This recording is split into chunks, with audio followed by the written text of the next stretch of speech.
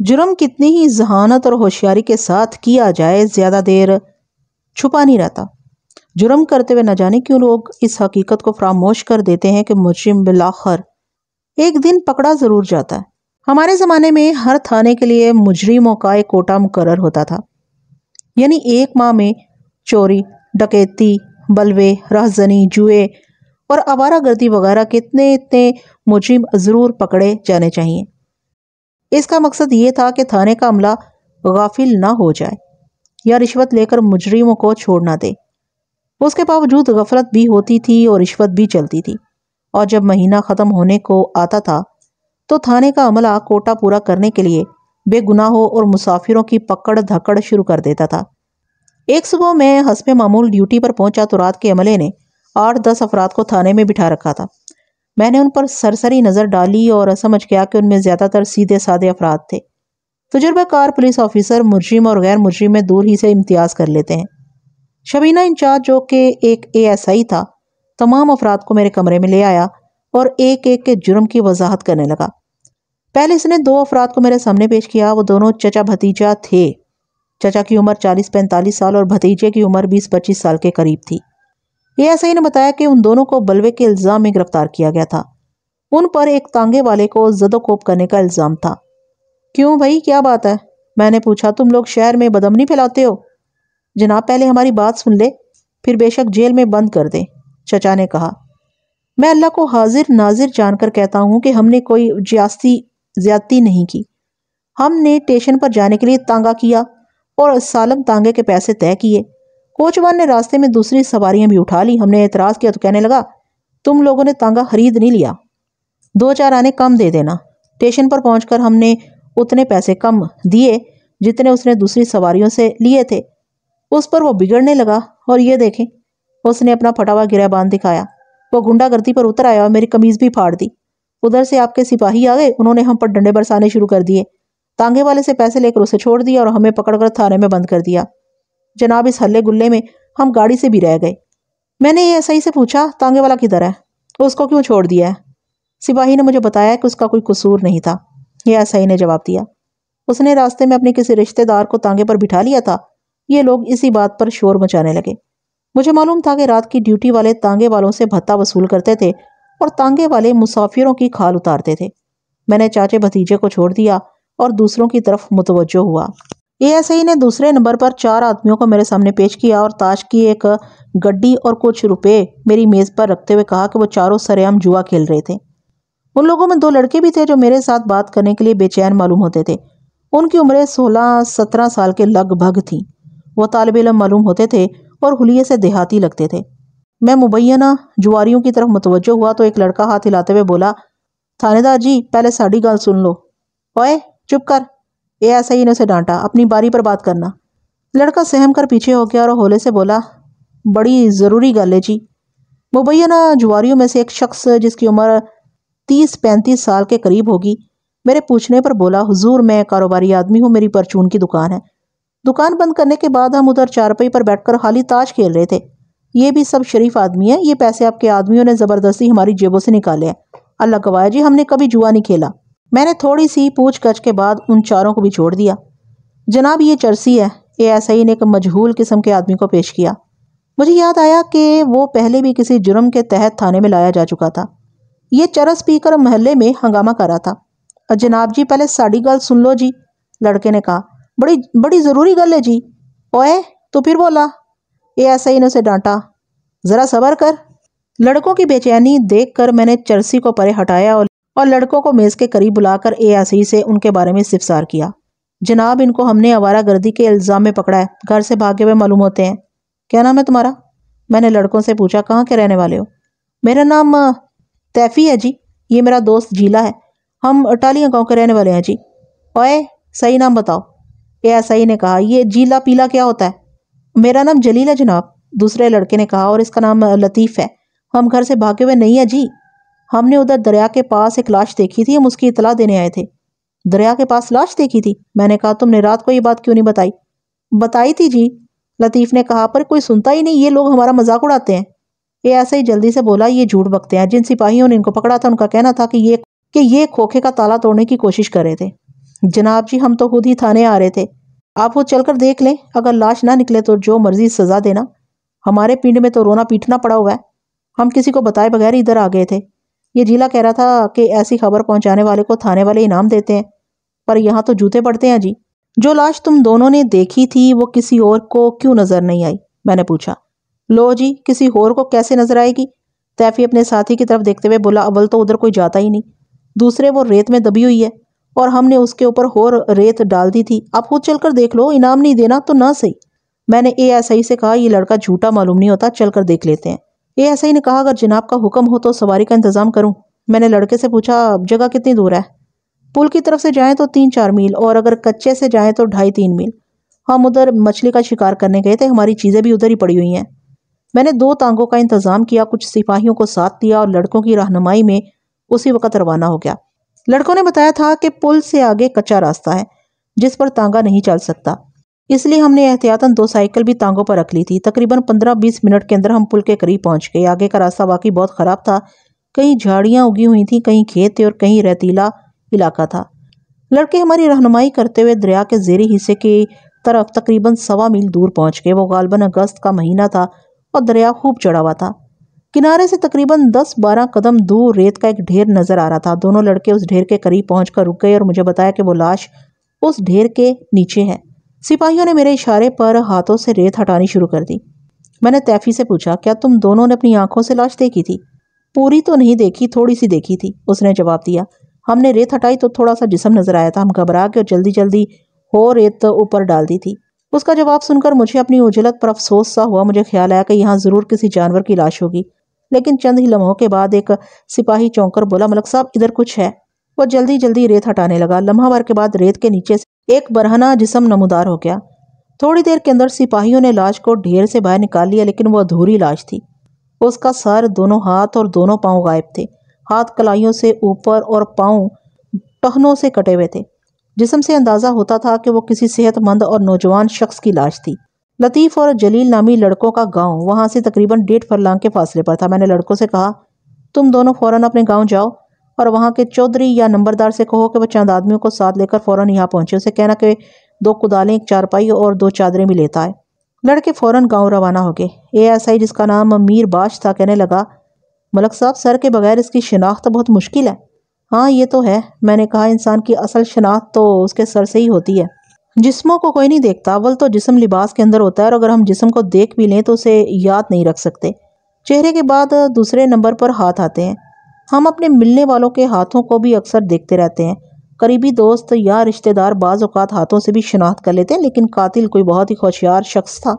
اس نے سر اور ہاتھوں کے علاوہ پیر بھی کاٹ ڈالے تھے، یعنی شناخت کا کوئی ذریعہ باقی نہیں چھوڑا تھا، یہاں تک کہ مقتول کا لباس بھی غائب کر دیا تھا۔ تھوڑی دیر کے اندر گاؤں کا چودھری، جس کا نام نور جمال تھا، نصف درجن آدمیوں کے ہمراہ موقع پر پہنچ گیا۔ وہ مطلوبہ سامان بھی ساتھ لے آیا تھا۔ میں نے لاش چارپائی پر رکھوا دی اور چودھری نور جمال کے آدمیوں سے کہا کہ وہ نرم اور مشکوک جگہوں کو کھود کر مقتول کا لباس اور دیگر اعضاء تلاش کرنے کی کوشش کریں۔ پھر میں نے چودھری جمال سے پوچھا، چودھری صاحب آپ کے گاؤں کا کوئی نوجوان غائب نہیں ہوا؟ نہیں جناب، چودھری نور جمال نے جواب دیا، ہمارے گاؤں کا کوئی آدمی گم نہیں ہوا۔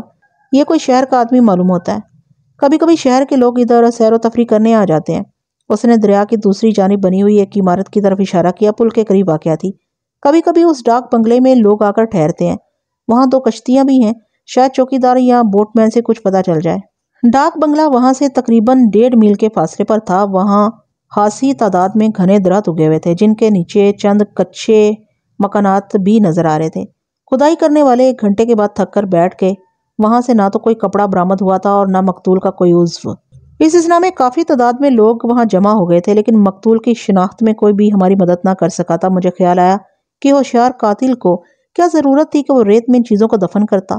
اس نے ان سب چیزوں کو دریا میں پھینک دیا ہوگا۔ چونکہ دریا زوروں پر ہے، اس لیے نہ جانے وہ سب کہاں سے کہاں پہنچ گیا ہوگا۔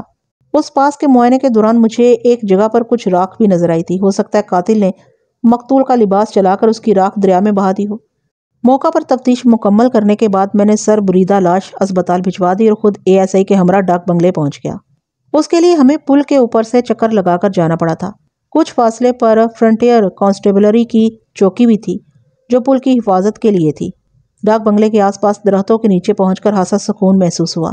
चौकीदार ने हमारे लिए डाक बंगला खोल दिया और जल्दी से ठंडा पानी ले आया। वो अधेड़ उम्र का एक बारिश शख्स था। उसको लाश के बारे में खबर मिल चुकी थी। उसने अपना नाम पीर बख्श बताया और कहा, जनाब, अगर हुक्म हो तो कुछ खाने पीने का बंदोबस्त किया जाए। शुक्रिया पीर बख्श, मैंने कहा, हम खाना वापस जाकर खाएंगे। मैं तुमसे चंद बातें पूछना चाहता हूँ। हुक्म करे सरकार, उसने आजिजी से कहा और दरी पर बैठ गया। पीर बख्श, पिछले 2-4 रोज के दौरान डाक बंगले में कौन कौन आकर ठहरा था? सरकार, मैं तो कल रात वापस आया हूँ, उसने कहा। मेरी बेटी बीमार थी, मैं उसके गांव गया हुआ था। 10 दिन उधर रह कर कल ही वापस आया हूँ। अब वो अल्लाह के फजल से तंदुरुस्त है।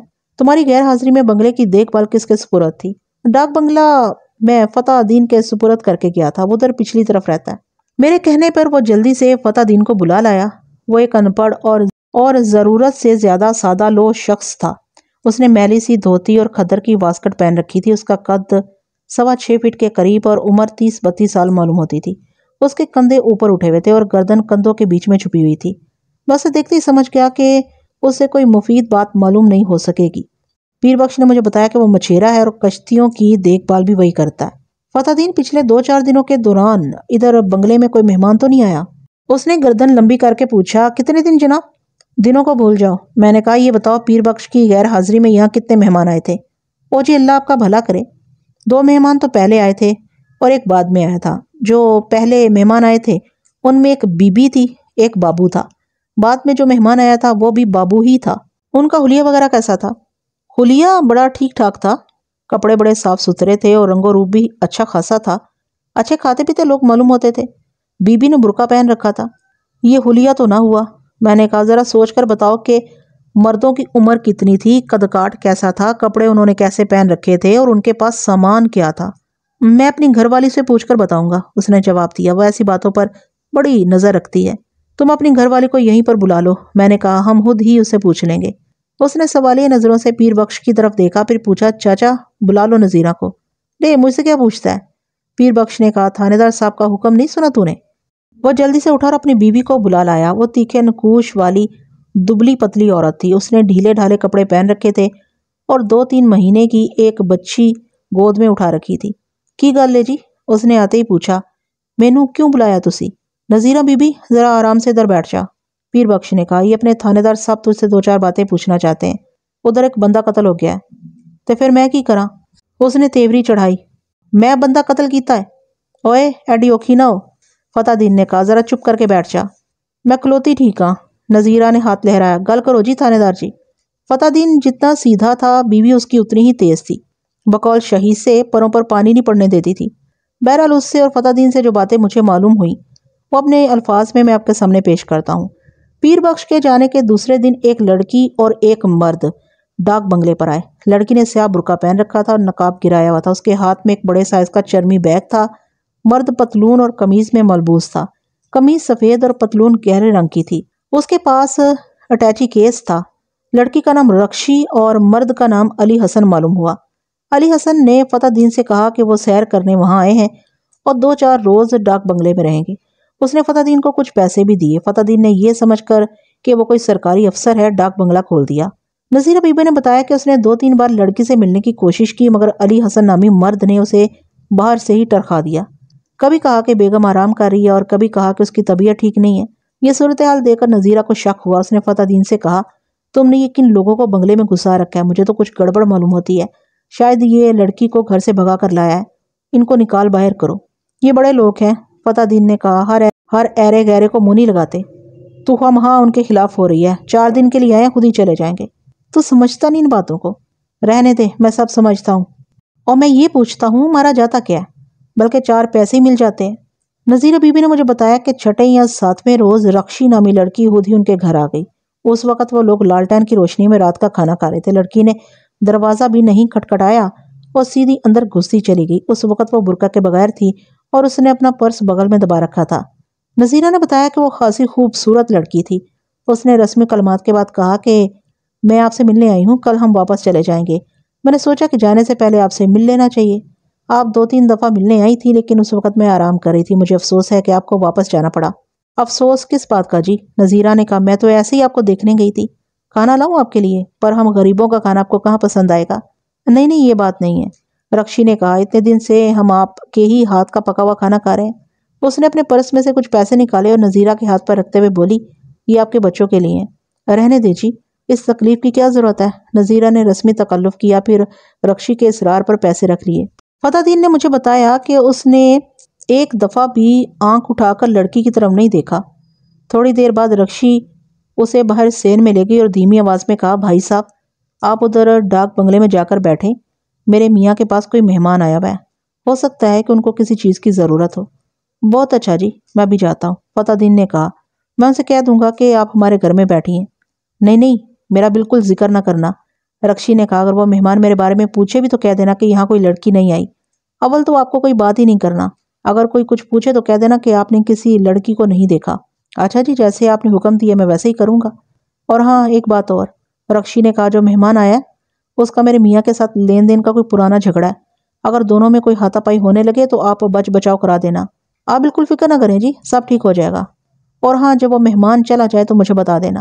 فتح دین نے بتایا کہ وہ کھانا ادھورا چھوڑ کر ڈاک بنگلے میں چلا گیا۔ وہاں باہر 2 کرسیاں رکھی تھی جن پر علی حسن اور اس کا مہمان بیٹھا ہوا تھا۔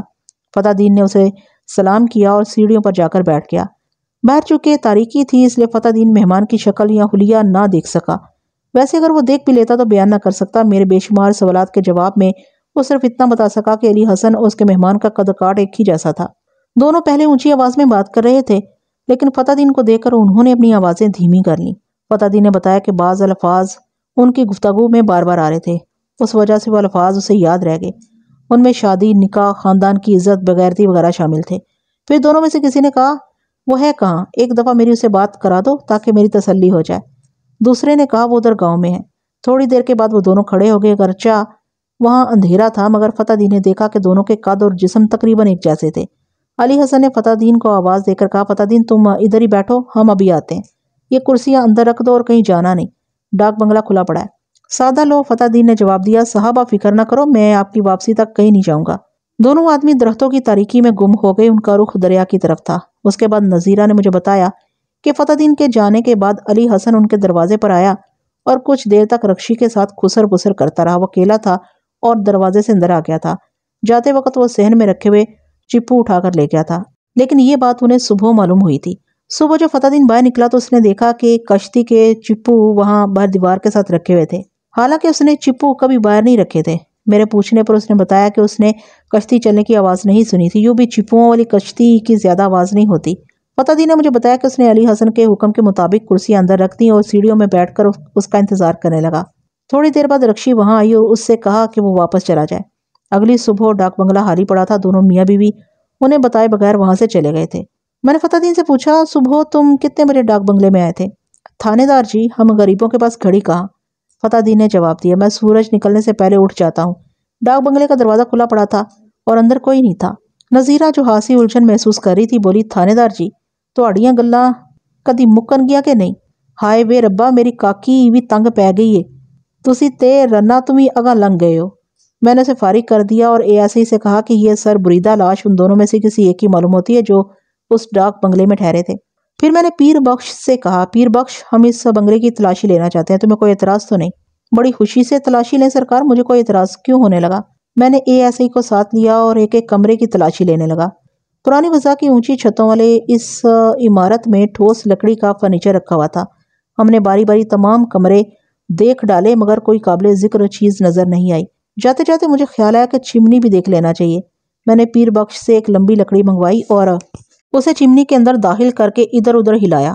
اچانک لکڑی کسی ٹھوس شے سے ٹکرائی، دوسرے ہی لمحے وہ شے دھپ سے نیچے گری۔ میں جلدی سے پیچھے ہٹ گیا کیونکہ چمنی کی کالک ایک دم چاروں طرف پھیل گئی تھی۔ جب کالک بیٹھ گئی تو اے ایس آئی نے احتیاط کے ساتھ کپڑوں کے اس بنڈل کو اٹھا لیا جو چمنی کے اندر سے برآمد ہوا تھا۔ وہ اس بنڈل کو باہر لے گیا، اس کی کالک جھاڑی اور پھر بنڈل کو کھول دیا۔ کپڑوں کے اندر سے ایک خون آلود چھری نکل کر زمین پر گر پڑی۔ وہ 8-10 انچ لمبی قصابوں والی چھری تھی اور اس پر خون جما ہوا تھا۔ کپڑے بھی خون آلود تھے۔ سفید قمیض کے سامنے والے حصے پر 3-4 سوراخ بنے ہوئے تھے جن کے بارے میں نے اندازہ لگایا کہ وہ چھری کے نشان تھے۔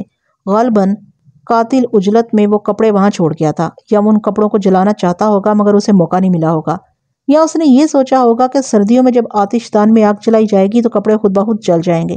لیکن سوال یہ پیدا ہوتا ہے کہ قاتل دونوں میں سے کون تھا، علی حسن یا اس کا مہمان؟ میں نے فتح سے کہا کہ وہ ان کپڑوں کو غور سے دیکھے اور سوچ کر بتائے کہ یہ کس کے ہیں، علی حسن کے یا اس کے مہمان کے۔ اس سوال کا جواب دینے کے لیے اسے زیادہ غور نہیں کرنا پڑا۔ جناب علی، یہ علی حسن کے کپڑے ہیں، اس نے جواب دیا۔ آخری رات اس کے بدن پر یہی کپڑے تھے۔ اس بات کی تصدیق کپڑوں کی تلاشی لینے سے بھی ہو گئی۔ بھورے رنگ کی پتلون کی جیب سے ایک ڈاک کا لفافہ برآمد ہوا جس کے اوپر علی حسن کا نام اور گھر کا پتہ لکھا ہوا تھا۔ گویا وہ سر بریدہ لاش علی حسن کی تھی۔ اس کارروائی میں دوپہر ہو گئی۔ ہم جانے لگے تو کیا دیکھا کہ چودھری نور جمال 2 آدمیوں کے سروں پر کھانا اٹھوائے چلا رہا ہے۔ ہمیں بھوک بھی بہت لگی ہوئی تھی، اس لیے کسی تکلف کے بغیر کھانا کھا لیا۔ بہت لذیذ اور مرغن کھانا تھا۔ کھانے کے بعد خمار سا چڑھنے لگا، جی چاہا کہ درختوں کی ٹھنڈی چھاؤں میں چارپائی ڈال کر سو جائے، لیکن کام بہت کرنا تھا، اس لیے فوراً واپس روانہ ہو گئے۔ تھانے پہنچ کر میں نے چند ضروری کام نپٹائے، ایس پی علاقہ کو واردات کی اطلاع بھجوائی اور 2 آدمیوں کو ساتھ لے کر اس پتے پر پہنچ گیا جو علی حسن کی جیب سے برآمد ہوا تھا۔ وہ پتہ ایک سرکاری کوارٹر کا تھا۔ وہاں ایک لائن میں 5-6 کوارٹر بنے ہوئے تھے۔ میں نے علی حسن کے کوارٹر کا دروازہ کھٹکھٹایا۔ تھوڑی دیر بعد ایک بوڑھی عورت نے دروازہ کھولا اور میری وردی دیکھ کر قدرے فکر مند نظر آنے لگی۔ میں نے پوچھا، اماں، علی حسن ادھر ہی رہتا ہے؟ رہتا تو ادھر ہی ہے، عورت نے جواب دیا، پر اس وقت وہ گھر میں نہیں ہے۔ جی مجھے بھی معلوم ہے کہ وہ گھر میں نہیں ہے، میں آپ سے چند باتیں کرنا چاہتا ہوں۔ کیا وہ آپ کا؟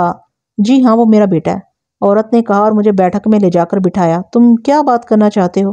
ایک 13-14 سالہ لڑکا بھی کمرے میں آ گیا۔ اندرونی دروازے میں نے 2 لڑکیوں کی جھلک دیکھی۔ دونوں نوجوان معلوم ہوتی تھیں۔ اماں جی، آپ کے بیٹے کو حادثہ پیش آ گیا ہے۔ ہائے، میں مر گئی، عورت نے بے اختیار کہا۔ کیا ہوا ہے میرے بیٹے کو؟ دروازے میں کھڑی لڑکیاں بھی اندر آ گئیں اور علی حسن کے بارے میں بیک وقت سوالات کرنے لگی۔ ان کی باتوں سے اندازہ ہوا کہ وہ علی حسن کی بہنیں تھیں اور لڑکا بھائی تھا۔ میں نے عورت کے سوال کا جواب دینے کی بجائے، آپ کے بیٹے کے ساتھ رکشی نام کی ایک لڑکی تھی، کیا آپ اس لڑکی کو جانتی ہیں؟ دونوں لڑکیوں نے ماں کی طرف دیکھا، پھر ایک لڑکی جو دونوں میں بڑی معلوم ہوتی تھی بولی، اس کا نام رخشندہ ہے۔ اس کا نام رخشندہ ہے، وہ سامنے والی لائن کے تیسرے کوارٹر میں رہتی ہے۔ کیا اس لڑکی نے تمہارے بھائی کے ساتھ شادی کر لی تھی؟ حسن بھائی کے ساتھ؟ لڑکی نے حیرانی سے کہا، نہیں تو اس کی تو 3 روز پہلے منگنی ہوئی ہے، لڑکے والے سے انگوٹھی پہنا کر گئے ہیں۔ تو پھر وہ کوئی اور رکشی ہوگی، میں نے کہا۔ کیا علی حسن کسی لڑکی کے ساتھ محبت کرتا تھا؟ یہی بدبخت تھی، عورت نے کہا۔ اسی لڑکی کی وجہ سے میرا بیٹا گھر چھوڑ کر چلا گیا ہے۔ کیا آپ کو یقین ہے کہ آپ کا بیٹا اکیلا گیا؟ آپ کہنا کیا چاہتے ہیں؟ عورت نے جھنجھلا کر کہا، اب بتاتے کیوں نہیں کہ حسن کے ساتھ کیا حادثہ پیش آیا ہے؟ اماں جی، میری معلومات کے مطابق آپ کے بیٹے کے ساتھ رکشی نامی لڑکی بھی تھی۔ دونوں 5-6 روز دریا کے کنارے پر بنے ہوئے ڈاک بنگلے میں رہے تھے۔ میں نے تھیلے میں سے خون آلود کپڑے نکال کر انہیں دکھائے۔ یہ کپڑے ہمیں ڈاک بنگلے سے ملے ہیں، میرا خیال ہے کسی نے علی حسن کو قتل کر دیا ہے۔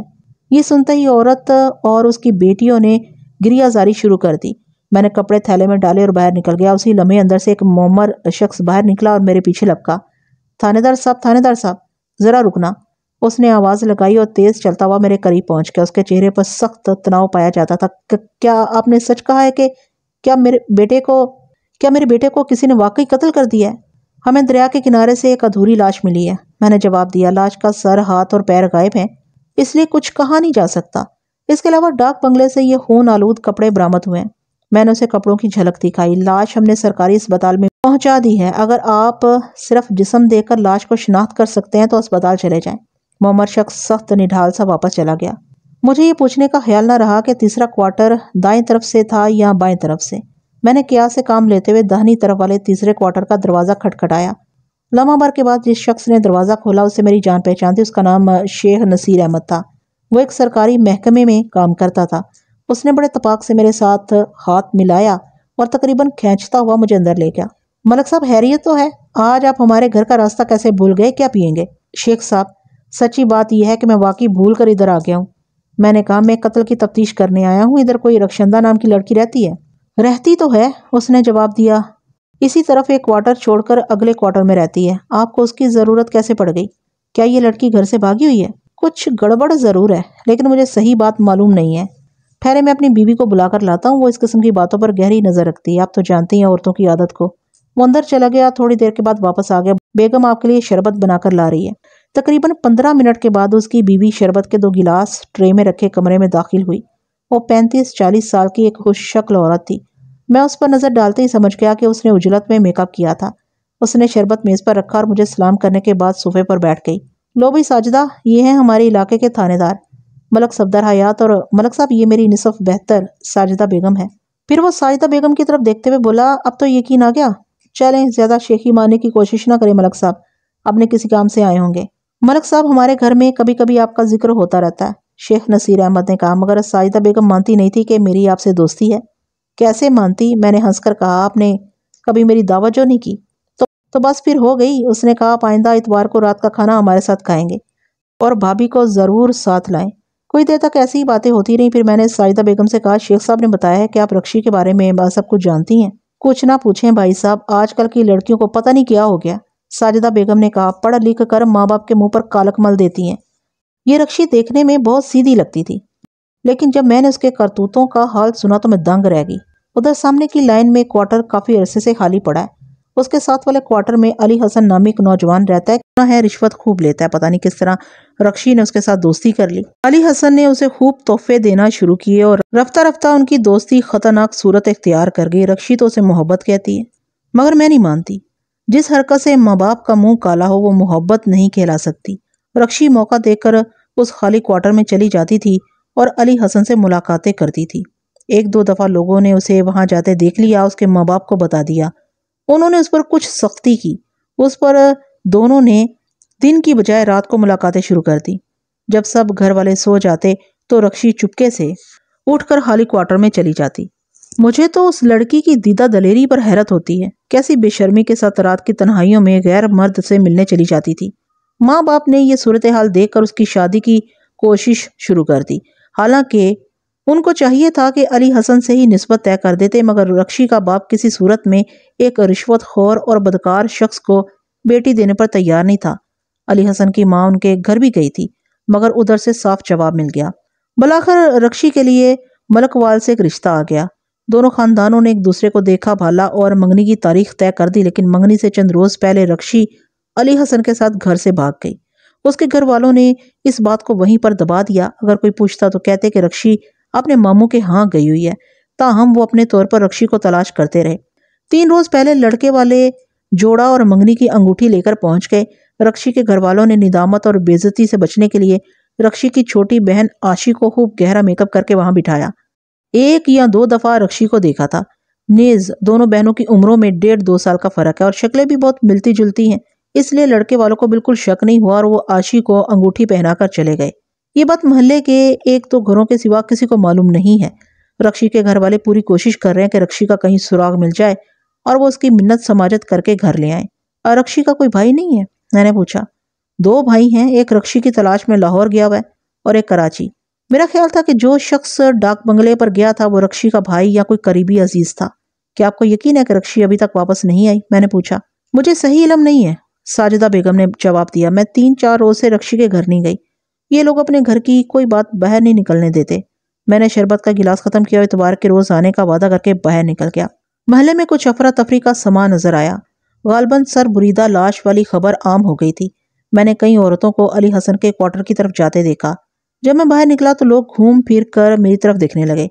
ASI اور سپاہی میرے انتظار میں گلی کے کونے پر کھڑے تھے۔ میں نے ASI کو قریب بلا کر کہا، تم واپس جاؤ اور وہ چھری لے کر بازار میں چلے جاؤ جو ہم نے ڈاک بنگلے سے برآمد کی ہے۔ اس قسم کی چھریوں کی 2-3 ہی دکانیں ہوں گی۔ تم یہ پتہ کرنے کی کوشش کرو کہ گزشتہ 8-10 روز کے اندر کتنے لوگوں نے ان سے چھریاں خریدی ہیں۔ وہ چھری نئی معلوم ہوتی ہے اور میرا خیال ہے کہ حال ہی میں خریدی گئی ہوگی۔ ASI کو رخصت کرنے کے بعد میں نے رکشی کے دروازے پر دستک دی۔ دروازہ فوراً ہی کھل گیا۔ غالباً گھر والوں کو پتہ چل چکا تھا کہ پولیس رکشی کے بارے میں پوچھ گچھ کرتی پھر رہی ہے۔ دروازہ کھولنے والا ایک 40-42 سال کا تنومند شخص تھا، قدرے تند مزاج بھی نظر آتا تھا۔ حکم کرو جناب، اس نے کہا، میں آپ کی کیا خدمت کر سکتا ہوں؟ رخشندہ نامی لڑکی اس گھر میں رہتی ہے؟ میں نے پوچھا۔ اس نے میرے سوال کا جواب دینے کی بجائے پوچھا، آپ کو اس سے کیا کام ہے؟ دروازے کی اوٹ سے چوڑیوں کی کھنکھناہٹ سنائی دی۔ میں سمجھ گیا کہ مرد کے پیچھے کوئی عورت بھی موجود تھی۔ میں رکشی کے بارے میں کچھ خبر لایا ہوں، میں نے کہا۔ رکشی کے بارے میں خبر؟ مرد نے حیران ہونے کی اداکاری کی۔ میں آپ کا مطلب نہیں سمجھا۔ میں نے اسے گھورتے ہوئے کہا، محترم، لڑکی کا معاملہ ہے، اندر بیٹھ کر بات کرنا زیادہ مناسب ہوگا۔ مرد نے کچھ کہنا چاہا مگر اس کے پیچھے کھڑی ہوئی عورت نے کہا، حفیظ بھائی، ان کو اندر بلا لیں۔ مرد تیزی سے پیچھے مڑا اور دبی آواز میں عورت کو سمجھانے کی کوشش کرنے لگا۔ بعد میں مجھے معلوم ہوا کہ مذکورہ مرد جس کا نام حفیظ تھا رکشی کا چچا تھا اور جو عورت اس کے پیچھے کھڑی تھی وہ رکشی کی ماں فاطمہ بی بی تھی۔ دونوں کچھ دیر تک آہستہ مگر تیز لہجے میں بات کرتے رہے۔ حفیظ احمد مجھے دروازے سے رخصت کرنا چاہتا تھا اور فاطمہ بی بی مجھے اندر بٹھانا چاہتی تھی۔ حفیظ احمد نے مجھے 1 منٹ رکنے کے لیے کہا اور دروازہ بند کر کے اندر چلا گیا۔ غالباً وہ اپنی بھابھی کو سمجھانے کے لیے دوسرے کمرے میں لے گیا تھا۔ اندر سے کچھ دیر تک ملی جلی آوازیں سنائی دیتی رہیں۔ پھر حفیظ احمد دوبارہ دروازے پر آیا اور مجھے اندر لے جا کر بیٹھک میں بٹھایا۔ اس کے چہرے پر الجھن پائی جاتی تھی۔ واضح طور پر وہ اپنی بھابھی کو قائل کرنے میں ناکام رہا تھا۔ بیٹھو جی تھانے دار صاحب، اس نے صوفے کی طرف اشارہ کیا۔ کیا خبر لائیں آپ؟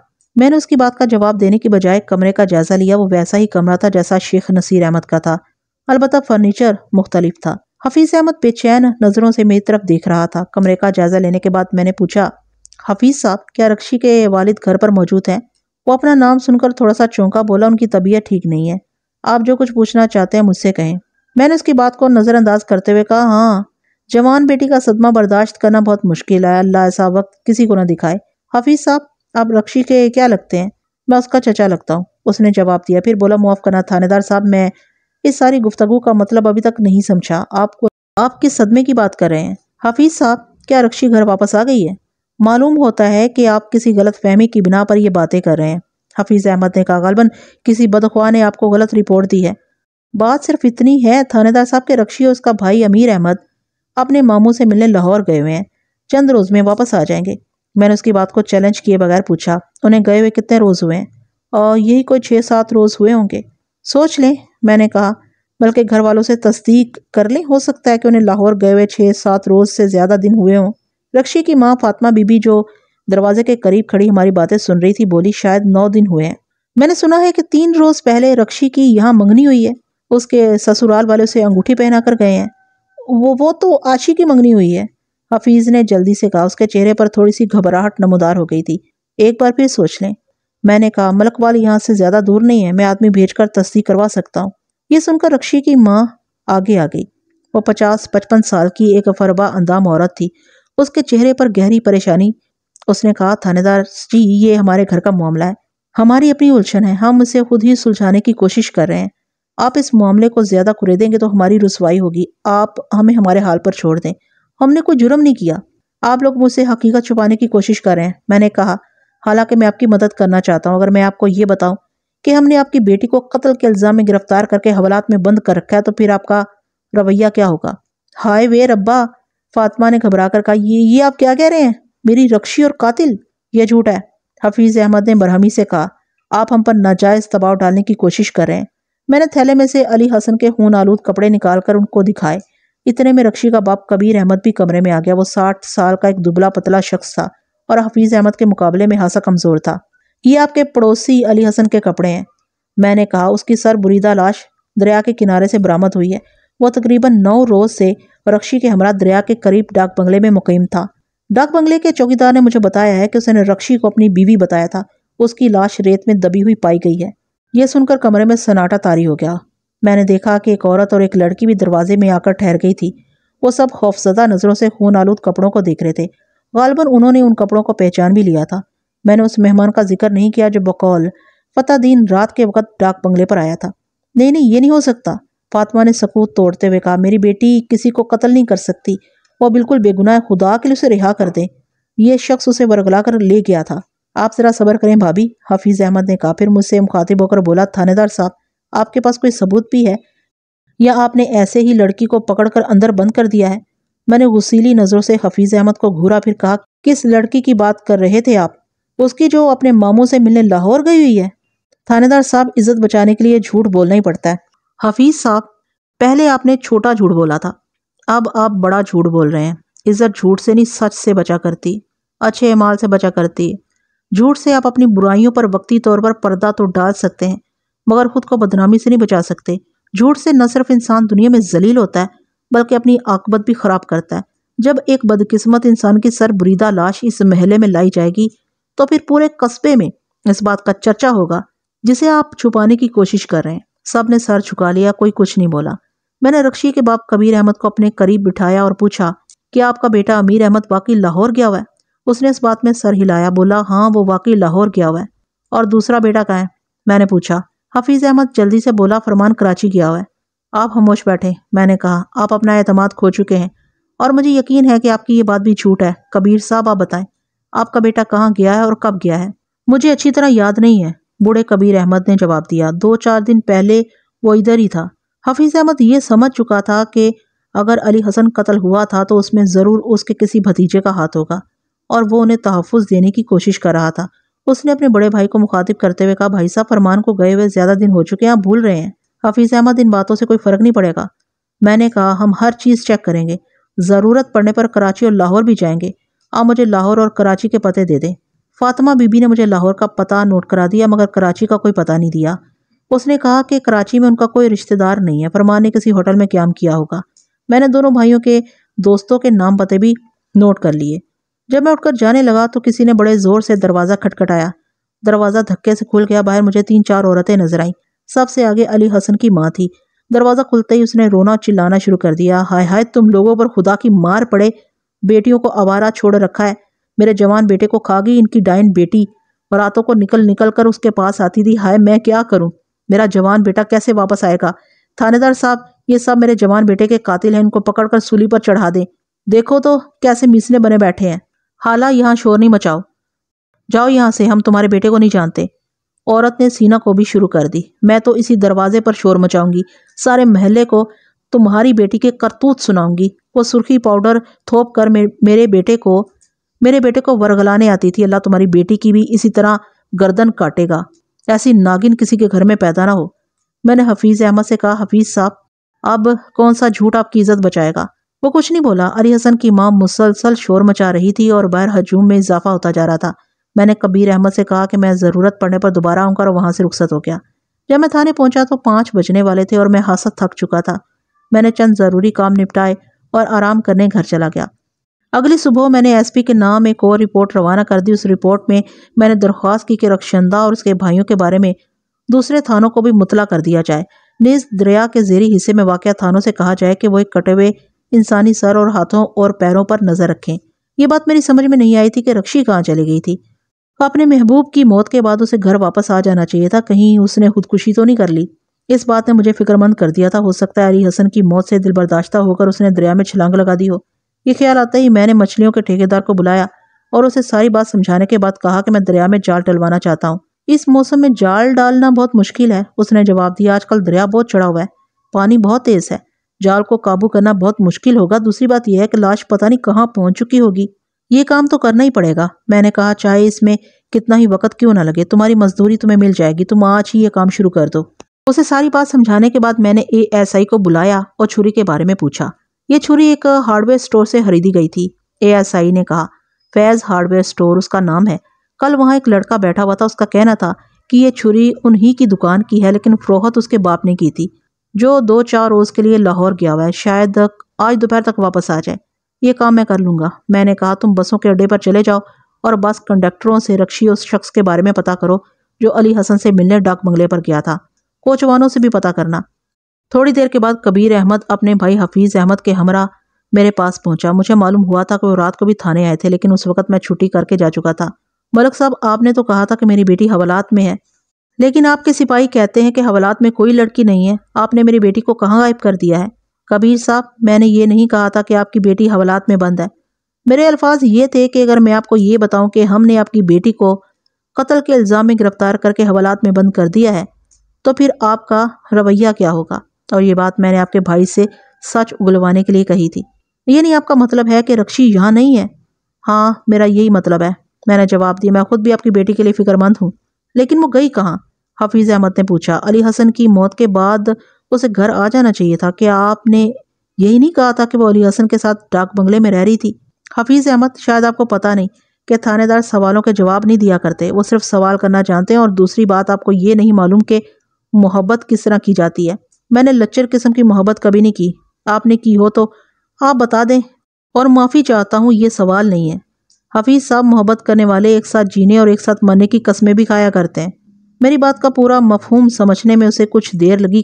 کیا آپ کہنا چاہتے ہیں کہ… اس نے بات ادھوری چھوڑ دی، مگر رکشی کے باپ نے پوری کر دی کہ میری بیٹی نے اس اوباش شخص کی خاطر اپنی جان دے دی ہے۔ کبیر صاحب، تالی دونوں ہاتھوں سے بجتی ہے۔ آج میں نے آپ کی زبان سے علی حسن کے لیے اوباش کا لفظ سنا ہے، کل میں نے علی حسن کی ماں کی زبان سے آپ کی بیٹی کے بارے میں ایسے ہی کلمات سنے تھے۔ حقیقت سے آنکھیں بند کر کے انسان معاملے کی تہ تک نہیں پہنچ سکتا۔ میرے علم میں جو باتیں آئی ہیں ان سے یہی معلوم ہوتا ہے کہ رکشی اور علی حسن ایک دوسرے پر جان چھڑکتے تھے۔ تھوڑی دیر پہلے میں بھی یہی سوچ رہا تھا کہ علی حسن کی موت کے بعد رکشی کو گھر آ جانا چاہیے تھا، لیکن پھر مجھے خیال آیا کہ کہیں اس نے عہد محبت نبھاتے ہوئے خودکشی کے ارادے سے دریا میں چھلانگ نہ لگا دی ہو۔ کبیر احمد نے زور سے سانس خارج کی اور پرتعصب انداز میں سر ہلانے لگا۔ ایک امکان اور بھی ہو سکتا ہے، میں نے مزید کہا۔ علی حسن کو جس کسی نے بھی قتل کیا ہے اس نے جوش اور غیرت میں آ کر یہ فیل کیا ہے، اور اس قسم کے جوش کے مواقع پر انسانی عقل کی تمام بتیاں گل ہو جایا کرتی ہیں۔ اس لیے مجھے ڈر ہے کہ قاتل نے کہیں رکشی کو بھی قتل نہ کر دیا ہو۔ کبیر احمد نے پریشان نظروں سے اپنے بھائی کی طرف دیکھا۔ میں نے بات جاری رکھتے ہوئے کہا، میں نے دریا میں جال ڈلوانے کا انتظام کیا ہے، دیکھیں کیا نتیجہ برآمد ہوتا ہے، لیکن اصل معمہ قاتل کی گرفتاری کے بعد ہی حل ہوگا۔ قاتل ہمارے ہاتھ سے بچ کر تو نہیں جا سکتا، لیکن مجھے امید ہے کہ اس سلسلے میں آپ بھی ہمارے ساتھ تعاون کریں گے۔ دونوں کچھ نہیں بولے۔ میرا خیال ہے جو کچھ میں سوچ رہا تھا وہی ان کے ذہنوں میں بھی تھا۔ قاتل رکشی کا کوئی بھائی ہی ہو سکتا تھا، بھائیوں کے علاوہ اور کون ایسی غیرت دکھا سکتا تھا، اور غالباً رکشی بھی ان کی غیرت کی بھینٹ چڑھ گئی تھی۔ کبیر احمد اور حفیظ احمد کے جانے کے بعد میں اس واقعے پر غور کرنے لگا جو فتح دین اور نذیرہ نے مجھے بتایا تھا۔ غالب گمان یہ تھا کہ ڈاک بنگلے پر جانے والا فرمان احمد تھا۔ علی حسن اسے چکر دینے کے لیے کشتی میں بٹھا کر دریا کی پرلی طرف لے گیا تھا، اور میرا خیال ہے کہ وہاں فرمان احمد نے خنجر کی نوک پر علی حسن سے سب کچھ اگلوا لیا ہوگا۔ پھر اس نے علی حسن کو قتل کر کے اس کے ہاتھ پیر اور سر کاٹ کر انہیں دریا میں بہا دیا ہوگا۔ اس کے بعد دھڑ کو ریت میں دفن کر کے واپس آ گیا ہوگا اور رکشی کو کسی دوسری جگہ پر لے جا کر قتل کر دیا ہوگا۔ یہ تھا وہ نقشہ جو میرے ذہن میں آنا تھا، لیکن اصل حقیقت تو اللہ ہی جانتا تھا۔ دوپہر کے بعد ASI کے بتائے ہوئے ہارڈ ویئر اسٹور پر گیا۔ دکان کا مالک جس کا نام فیض محمد تھا لاہور سے واپس آ چکا تھا۔ میں نے اسے واردات میں استعمال ہونے والی چھری دکھائی اور پوچھا کہ کیا یہ چھری اسی کی دکان سے خریدی گئی تھی۔ چھری پر لگا ہوا خون دیکھ کر اس کی آنکھوں میں خوف اتر آیا۔ اس نے پوچھا کیا یہ کسی انسان کا خون ہے؟ ہاں، یہ انسان کا ہی خون ہے۔ میں نے کہا کوئی تھانے دار ایسی چھری کے بارے میں تفتیش نہیں کیا کرتا جس سے بکرا ذبح کیا گیا ہو؟ اللہ میری توبہ۔ اس نے کانوں کو ہاتھ لگائے۔ اس نے داڑھی رکھی ہوئی تھی اور نمازی پرہیزگار آدمی نظر آتا تھا۔ بولا اگر مجھے معلوم ہوتا کہ یہ چھری کسی انسان کی جان لینے کے لیے استعمال ہوگی تو میں اسے کبھی فروخت نہ کرتا۔ اس چھری سے کس کو قتل کیا گیا ہے؟ میں نے اس کے سوال کا مختصر جواب دیا، پھر پوچھا آپ مجھے یہ بتائیں کہ یہ چھری آپ نے کس شخص کے ہاتھ فروخت کی تھی؟ یہ زیادہ 8-10 دن کے اندر خریدی گئی ہے۔ 8-10 دن؟ وہ سوچتے ہوئے بولا چھریاں تو اکثر بکتی رہتی ہیں، لیکن 8-10 دن کے دوران میں نے اس جیسی صرف 2 چھریاں فروخت کی ہیں۔ ایک چھری تو رحمت علی قصائی نے خریدی تھی اور دوسری، وہ پھر سوچ میں پڑ گیا، دوسری چھری قدیر حسین نامی ایک لڑکے نے خریدی تھی۔ قدیر حسین؟ میں نے نام اپنے ذہن میں محفوظ کرتے ہوئے کہا اس کا ٹھکانہ کہاں ہے؟ اس کا گھر تو مجھے معلوم نہیں، لیکن میرا خیال ہے وہ حافظ کمانی میکر کی دکان پر کام کرتا ہے۔ میں نے فیض محمد سے پتہ لیا اور تانگے میں بیٹھ کر مذکورہ دکان پر پہنچ گیا۔ وہ ایک چھوٹی سی دکان تھی جس کے اندر اور باہر لوہے کی کمانیاں اور دیگر سامان بکھرا پڑا تھا۔ دکاندار مجھے دیکھ کر ٹینشن ہو گیا اور جلدی سے میرے بیٹھنے کے لیے کرسی صاف کرنے لگا۔ میں کرسی پر بیٹھ کے اور رسمی کلمات کے بعد پوچھا آپ کے پاس کوئی لڑکا قدیر حسین کام کرتا ہے؟ جی ہاں، اس نے جواب دیا، پھر اندر کی طرف منہ کر کے آواز لگائی، اوئے قدیرے ادھر آ۔ اس کا مخاطب وہ نوجوان تھا جو آنکھوں پر رنگین چشمہ لگائے ویلڈنگ کر رہا تھا۔ اس نے کام روک دیا اور چشمہ گلے میں لٹکا کر ہمارے قریب پہنچ گیا۔ وہ ساملے رنگ کا خاصا مضبوط نوجوان تھا۔ قدیرے، یہ تھانے دار صاحب تجھ سے کچھ پوچھنا چاہتے ہیں۔ اس کے چہرے کا رنگ بدل گیا۔ بولا مجھ سے؟ اوئے اتنے حیران کیوں ہو رہے ہو؟ میں نے جلدی سے کہا تم سے کچھ پوچھنا منع ہے؟ نہیں جناب، میں نے یہ تو نہیں کہا۔ اس نے جلدی سے کہا کہاں آپ کی شان و کہاں میں غریب نادان۔ اچھا، محاورے تو خوب بولتا ہے۔ میں نے کہا یہ بتاؤ فیض ہارڈ ویئر اسٹور دیکھا ہوا تم نے؟ وہ پہلو میں کھجاتے ہوئے بولا دیکھا تو ضرور ہوگا پر یاد نہیں۔ تیری یاد تازہ کرنے کے لیے اتنا بتا دیتا ہوں کہ وہاں چھریاں بھی فروخت ہوتی ہیں۔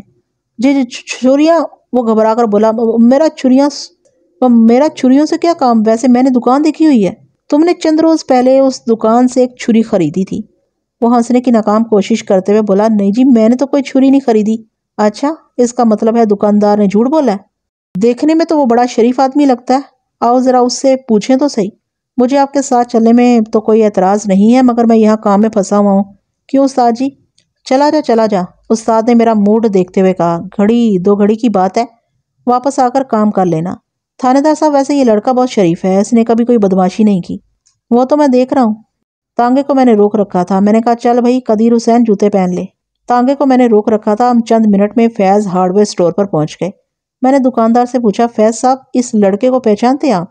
جی ہاں، یہی ہے قدیر حسین، فیض محمد نے کہا۔ اس نے چند روز پہلے حاجی صاحب کچھ خدا کا خوف کرو، قدیر جلدی سے بول پڑا، میں نے کب آپ سے چھری خریدی تھی؟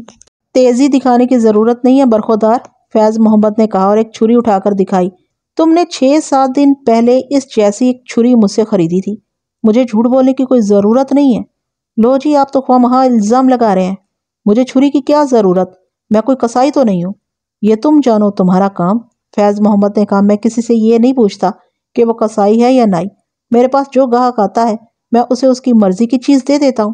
میں نے قدیر حسین کی کلائی پکڑ لی اور کہا، آؤ چلیں، باقی باتیں تھانے پر چل کر کریں گے۔ اور جناب تھانے دار صاحب، آپ میری بات تو سنیں، ایمان سے میں نے چھری نہیں خریدی۔ حاجی صاحب جھوٹ بولتے ہیں جی، بھلا مجھے چھری کی کیا ضرورت ہے، آپ استاد سے پوچھ لیں، میں نے کبھی چھٹی نہیں کی۔ وہ راستے بھر بولتا رہا۔ تھانے پہنچ کر میں نے اسے حوالدار کے سپرد کر دیا، تاہم حوالدار کو علیحدگی میں لے جا کر سمجھا دیا کہ فی الحال اس کے ساتھ کوئی سختی نہ کرے۔ اس کے بعد فرمان احمد اور امیر احمد کے دوستوں سے پوچھ گچھ کرنے نکل گیا۔ شام تک میں 15-20 دوستوں سے ملا اور ان سے کئی مفید باتیں مجھے معلوم ہوئیں۔ انور علی نامی ایک نوجوان نے مجھے بتایا کہ فرمان احمد سے اس کی 4 روز پہلے ملاقات ہوئی تھی۔ بقول اس کے، فرمان احمد پر سخت جنون طاری تھا۔ وہ ایک شخص سے علی حسن کے بارے میں پوچھتا پھر رہا تھا۔ اس نے تہیہ کر رکھا تھا کہ وہ علی حسن کو زندہ نہیں چھوڑے گا۔ میں نے پوچھا، کیا تم نے اس کے ہاتھ میں کوئی ہتھیار وغیرہ بھی دیکھا تھا؟ اس کے پاس 1 فٹ لمبا خنجر تھا، انور علی نے مجھے بتایا۔ وہ خنجر اس نے اپنی ٹانگ کے ساتھ باندھ رکھا تھا۔ اس کے اپنی بہن کے بارے میں کیا جذبات تھے؟ کیا اس نے اس کا بھی ذکر کیا تھا؟ نہیں، وہ اپنی بہن کا ذکر نہیں کرتا تھا، لیکن میرا خیال ہے کہ اصل غصہ اسے اپنی بہن پر ہی تھا۔ وہ بہت مشتعل تھا، لگتا تھا کہ وہ علی حسن کے علاوہ اپنی بہن کو بھی ختم کرنے کا تہیہ کیے ہوئے ہے۔ میں نے اسے بیگ میں سے خنجر نکال کر دکھایا اور پوچھا، کیا فرمان احمد کے پاس یہی خنجر تھا؟ اس نے فوراً خنجر پہچان لیا اور کہا، فرمان کے پاس یہی خنجر تھا۔ اب دیکھنا یہ تھا کہ قدیر حسین کا اس واردات میں کیا کردار تھا۔ یا تو اس نے خنجر خریدنے کی حد تک فرمان احمد کی مدد کی تھی، یا وہ پوری طرح اس کے جرم میں شریک تھا۔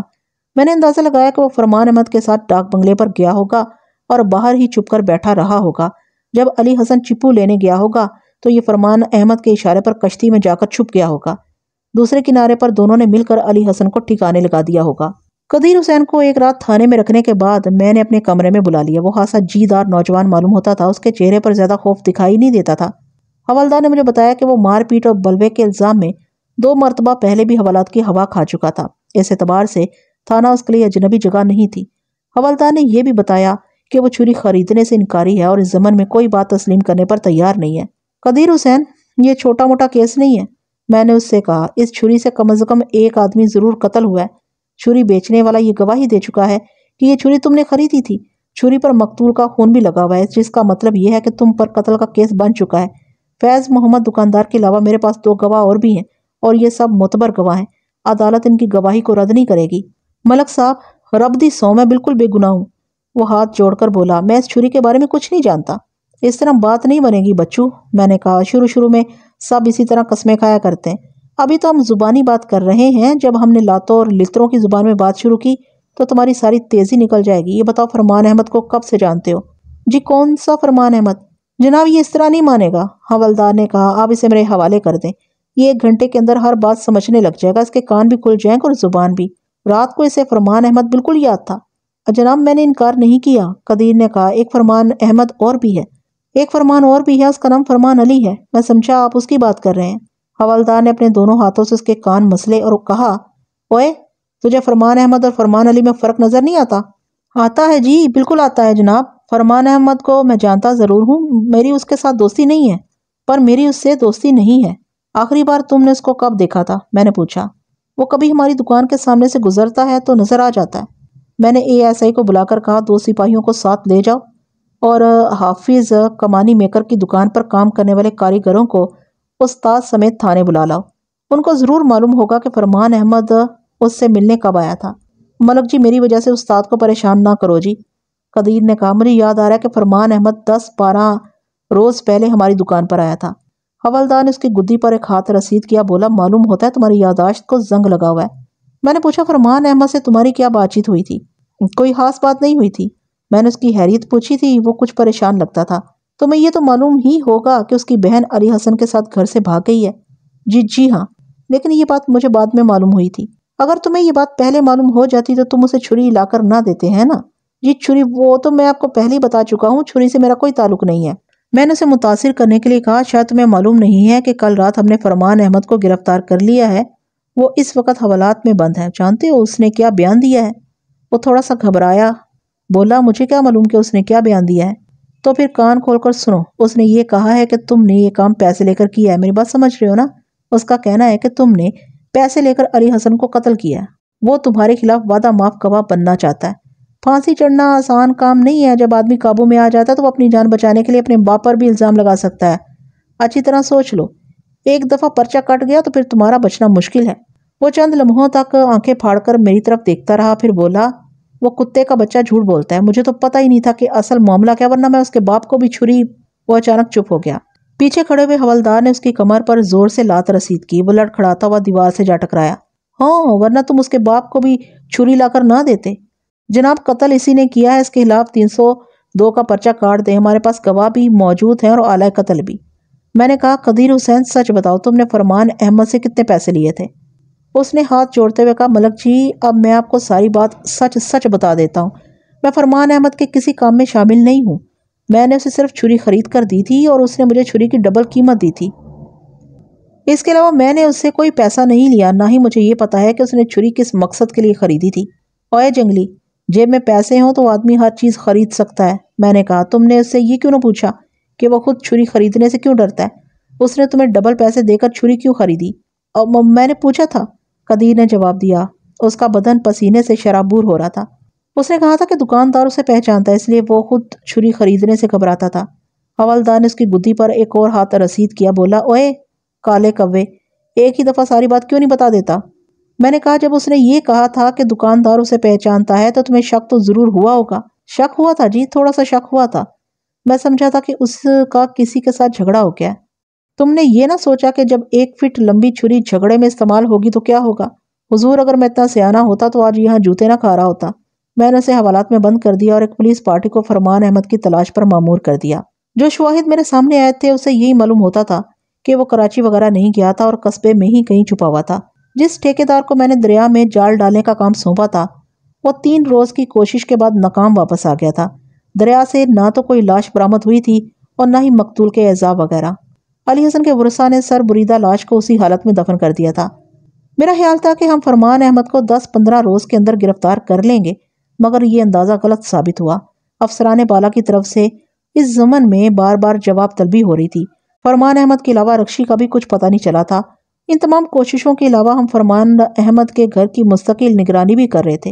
واردات کے چوتھے روز امیر احمد لاہور سے واپس آ گیا تھا اور میں نے اسے 2 راتیں تھانے میں بٹھائے رکھا تھا، مگر اس کی باتوں سے یہی ظاہر ہوتا تھا کہ وہ اپنے بھائی کے بارے میں کچھ نہیں جانتا۔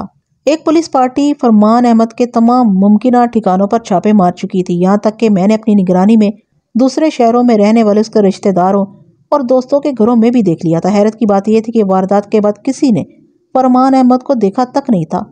اس صورتحال نے مجھے پریشان کر دیا۔ اگر وہ ملک چھوڑ گیا تھا یا علاقہ غیر چلا گیا تھا، تب بھی اسے کسی نہ کسی دوست یا رشتہ دار سے مل کر جانا چاہیے تھا۔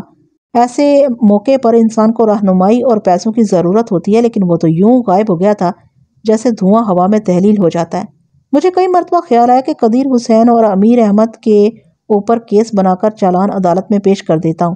جب یہ بات فرمان احمد کو معلوم ہوگی تو وہ اپنے بھائی کی محبت سے مجبور ہو کر خود کو گرفتاری کے لیے پیش کر دے گا، مگر دل نہ مانا کہ ایک بے گناہ کو قتل کے الزام میں ملوث کر دوں۔ بھاگ دوڑ میں تقریباً 1.5 مہینہ گزر گیا اور ہماری تفتیش تقریباً ٹھنڈی پڑ گئی۔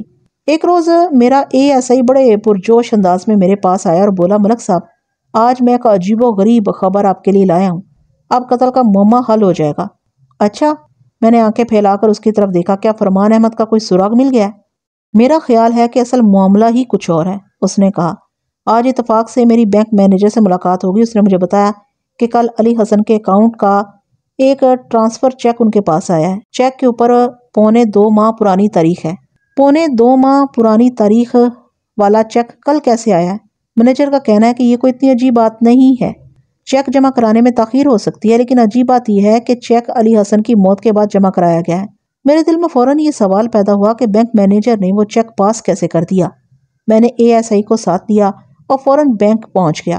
ادھیڑ عمر بینک مینیجر کا نام فاروق حسین تھا۔ اس نے میرے استفسار پر مجھے بتایا کہ چیک اصلی تھا اور دستخط بھی علی حسن کے ہی تھے، چونکہ چیک تاریخ اجرا سے 3 ماہ تک قابل وصول ہوتا ہے اس لیے وہ چیک کو روک نہیں سکتا تھا، لیکن چونکہ اسے علی حسن کی موت کا علم تھا اس لیے اس نے چیک پاس کرنے سے پہلے علی حسن کے باپ ریاض الحسن کو بینک میں بلایا اور چیک کے بارے میں بتایا۔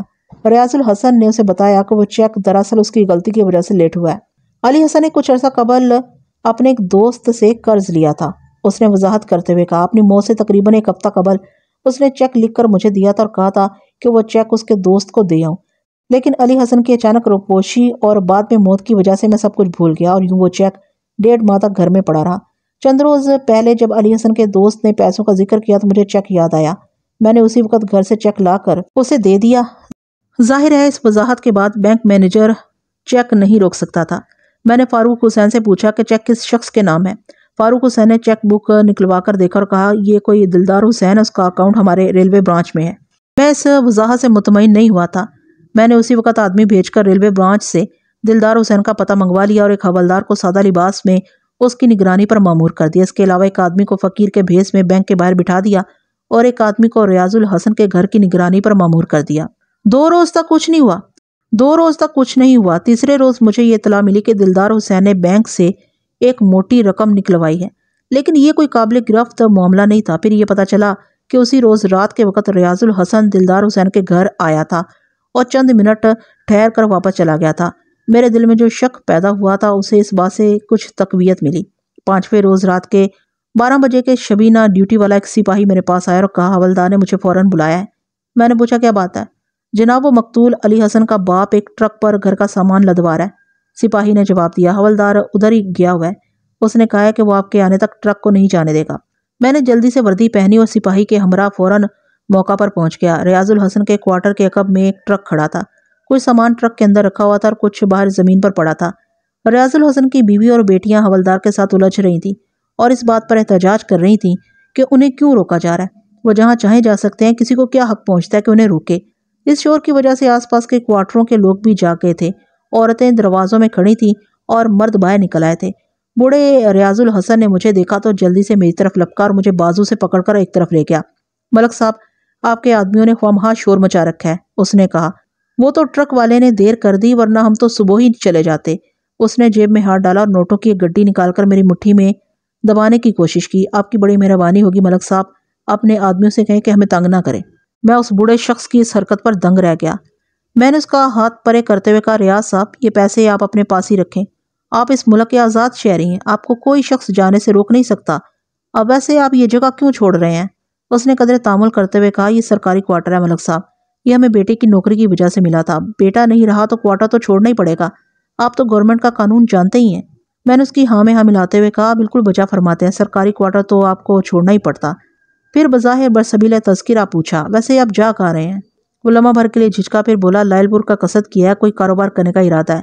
میں نے اسے وہیں رکنے کے لیے کہا اور ٹرک کے قریب جا کر حوالدار سے 2-4 باتیں کی۔ ٹرک کا ڈرائیور اگلے فینڈر کے ساتھ ٹیک لگائے لا تعلق سا کھڑا تھا۔ مجھے دیکھ کر اس نے رسماً سلام کیا۔ میں نے اس کے سلام کا جواب دیا اور قریب جا کر پوچھا، یہ ٹرک کہاں کے لیے بک کرایا گیا ہے؟ لاہور کے لیے، اس نے جواب دیا۔ لاہور کے کس علاقے کے لیے؟ میں نے پوچھا، ان لوگوں نے تمہیں کوئی پتہ وغیرہ بتایا ہے؟ نہیں جناب، ڈرائیور نے جواب دیا، ابھی تک کسی نے پتہ نہیں بتایا۔ میں نے بوڑھے ریاض الحسن کو قریب بلایا، اسے بازو سے پکڑ کر اگلی سیٹ پر بٹھایا اور خود بھی اس کے ساتھ بیٹھ گیا۔ پھر ڈرائیور سے کہا، ٹرک تھانے لے چلو۔ ریاض الحسن کے گھر کی عورتوں نے شور مچانا شروع کر دیا۔ ٹرک ڈرائیور بھی پریشان ہو گیا، بولا، حضور، ہماری تو کوئی غلطی نہیں ہے، آپ ہمیں کس جرم کی سزا میں تھانے لے جا رہے ہیں؟ تمہیں صبح تک چھٹی مل جائے گی۔ میں نے اسے تسلی دی، پھر حوالدار سے کہا، اپنے سپاہیوں کے ساتھ ٹرک میں بیٹھ جاؤ، آج ساری رات جاگنا پڑے گا۔ چند منٹ کے اندر ٹرک تھانے کے سامنے پہنچ گیا۔ میں نے نیچے اتر کر ٹرک کا نمبر، ٹرانسپورٹ کمپنی کا نام اور ڈرائیور کا نام و پتہ نوٹ کر لیا۔ پھر ڈرائیور سے کہا کہ وہ برآمدے میں آرام کرے، صبح اس کے ساتھ بات ہوگی۔ بوڑھا ریاض الحسن چپ چاپ ایک طرف کھڑا تھا۔ میں اسے پکڑ کر اندر لے گیا اور کہا، ریاض صاحب، آپ بوڑھے آدمی ہیں اور غالباً پہلی بار تھانے میں آئے ہیں، میں نہیں چاہتا کہ آپ جھوٹ بول کر ہمارے اور اپنے لیے مشکلات پیدا کریں۔ میں یہ پوچھنا چاہتا ہوں کہ آپ نے مجھے کس جرم کی پاداش میں گرفتار کیا ہے؟ اس نے پوچھا، اس کی آواز کانپ رہی تھی۔ میں نے آپ کو گرفتار نہیں کیا، میں نے کہا، میں آپ سے صرف ایک بات پوچھنا چاہتا ہوں، آپ مجھے صحیح جواب دیں اور اٹھ کر گھر چلے جائیں، لیکن اگر حجت بازی کریں گے تو پھر آپ اپنی پریشانی کے خود ذمہ دار ہوں گے۔ آپ مجھ سے کیا پوچھنا چاہتے ہیں؟ میں چند لمحوں تک اسے گھورتا رہا، پھر پوچھا، آپ کا بیٹا علی حسن کہاں ہے؟ میرا سوال سن کر وہ یوں پیچھے ہٹا جیسے میں نے اس پر سانپ چھوڑ دیا ہو۔ یہ آپ کیا پوچھ رہے ہیں؟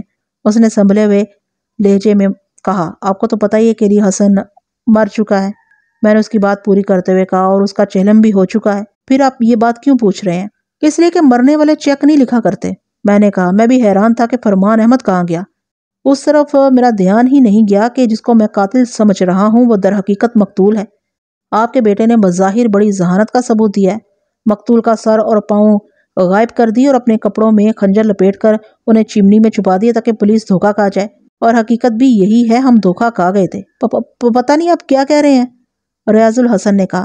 اب آپ خود کو مجرم اور ہم کو پولیس مین بننے پر مجبور کر رہے ہیں، حالانکہ آپ اچھی طرح جانتے ہیں کہ میں حقیقت کی تہہ تک پہنچ چکا ہوں۔ اچانک مجھے خیال آیا۔ میں نے ASI کو بلا کر کہا، اپنے چند سپاہی ساتھ لگا لو اور ٹرک پر رکھے ہوئے تمام صندوق چیک کرو۔ ان صندوقوں میں جو بھی خط برآمد ہو اسے میرے پاس لے آؤ۔ مجھے یقین ہے کہ علی حسن نے خطوط کے ذریعے ان کے ساتھ رابطہ قائم کیا ہوگا۔ اگر اس سامان میں سے مطلوبہ خطوط برآمد نہ ہو تو پھر ان کے گھر کا سامان چیک کرنا۔ ریاض الحسن کانپتے ہوئے بولا، آپ اب کسی قانونی اتھارٹی کے بغیر ایسا نہیں کر سکتے۔ مجھے اس بوڑھے شخص پر غصہ بھی آیا اور رحم بھی۔ وہ ایک طبی جوش تھا۔ اسے نظر آ رہا تھا کہ اس کا نوجوان بیٹا پھانسی کے تختے پر چڑھ جائے گا اور وہ اسے بچانے کی ناکام کوشش کر رہا تھا۔ تھوڑی دیر بعد اس کی بیوی اپنی دونوں نوجوان بیٹیوں کے ہمراہ تھانے پہنچ گئی اور رو رو کر میری منتیں کرنے لگی کہ انہیں جانے دیا جائے، وہ بے گناہ ہیں، انہوں نے کوئی قصور نہیں کیا۔ وہ اس بات سے بے خبر تھی کہ مجھے حقیقت معلوم ہو چکی ہے۔ تقریباً نصف گھنٹے کے بعد ASI 3 خطوط لیے ہوئے میرے دفتر میں داخل ہوا۔ میرا اندازہ صحیح نکلا تھا، وہ تینوں علی حسن کے خطوط تھے۔ ان پر لاہور کا پتہ درج تھا۔ ہر خط میں یہ فقرہ ضرور لکھا ہوا تھا کہ خط کو پڑھ کر جلا دیا جائے۔ میں نے اسی وقت ایک پارٹی تیار کی اور انہیں صبح علی حسن کی گرفتاری کے لیے لاہور روانہ کر دیا۔ تقریباً ساری رات جاگنے کی وجہ سے میں بہت تھک گیا تھا، اس لیے آرام کرنے گھر چلا گیا۔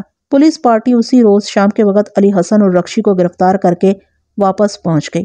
رکشی کی حالت بہت خراب تھی، وہ نیم پاگل لگ رہی تھی۔ پولیس پارٹی نے مجھے بتایا کہ انہوں نے دونوں کو تقریباً 11:30 بجے گرفتار کیا تھا۔ رکشی نے اس کے بعد سے کچھ نہیں کھایا تھا، وہ پانی بھی پیتی تھی تو اس کو الٹی ہو جاتی تھی۔ میں نے اس کی حالت دیکھتے ہوئے 2 سپاہیوں کے ہمراہ اس کے گھر بھجوا دیا۔ بعد میں مجھے معلوم ہوا کہ گھر کے کسی فرد نے اس کے ساتھ کوئی کلام نہیں کیا تھا، اور کرتے بھی کیسے، وہ لڑکی اپنے بھائی کے قاتل کے ساتھ رہ رہی تھی۔ 2 روز کے بعد مجھے اطلاع ملی کہ رکشی نے DDT پی کر خودکشی کر لی ہے۔ علی حسن سمجھ چکا تھا کہ اب اس کے بچاؤ کی کوئی صورت نہیں رہی، لہٰذا اس نے اقبال جرم کر لیا۔ اس نے فرمان احمد کے سر اور دیگر اعضاء کو 3 مختلف جگہوں پر دفن کیا تھا، اور یہ جگہیں جائے واردات سے 4-5 فرلانگ دور تھیں۔ ان اعضاء کو ہم نے اس کی نشاندہی پر مجسٹریٹ اور اعلیٰ حکام کی موجودگی میں برآمد کیا اور ضروری معائنے کے بعد اسی قبر میں دفن کروا دیا جس میں سر بریدہ لاش دفن کی گئی تھی۔ علی حسن نے اپنے بیان میں کہا کہ فرمان احمد اسے اور رکشی کو قتل کرنے کے ارادے سے وہاں آیا تھا، اور اس نے یعنی علی حسن نے اپنے دفاع میں اسے قتل کیا تھا۔ سیشن کورٹ نے اسے سزائے موت دی، مگر ہائی کورٹ نے اس کی سزا کو عمر قید میں تبدیل کر دیا۔